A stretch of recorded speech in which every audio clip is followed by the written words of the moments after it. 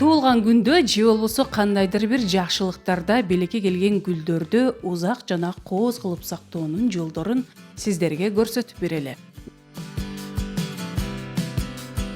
Мисалы, күн караманын бажырайган сары гүлүн кооз кылып сактайм десеңиз, анда айнек кумуранын ичине кичинекей чөйчөк саласыз. Чөйчөктүн ичине суу куюңуз жана бир лимонду кесип айланасына салыңыз. Эң сонун көрк берет.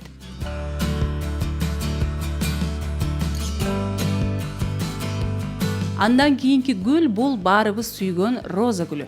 Бул гүлдү да узак мөөнөткө чейин сактап алууга болот. Ал үчүн кумурага суу куюп, соолуп бара жаткан роза гүлүн кыркып аласыз дагы мында желимдерге салып, суу куюлган кумурага жайгаштырасыз. Көз жоосун алган кооз белекке айланды. Бул дагы оңой жана пайдалуу ыкма. Алгач жайык идишке суу куюп аласыз.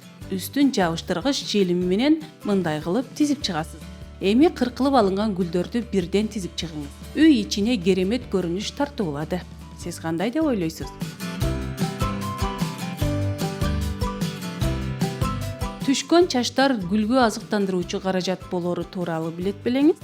Тарака түшкөн чачты ыргытпастан алып, гүлдүн топурагына көмүп койсоңуз, гүлдүн жашылданышына жардам берерин айтышат.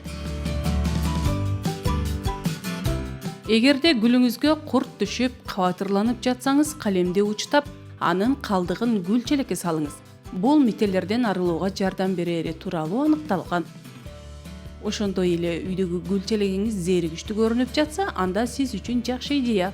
Ал үчүн кичинекей жана чоң көлөмдөгү гүл челектер керек болот. Мынтип өң беребиз.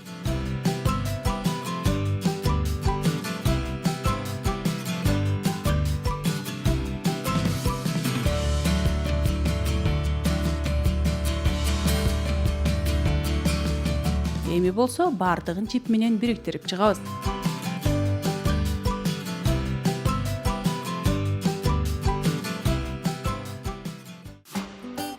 Мына ушинтип үй ичине көрк берген гүл челегине айланды.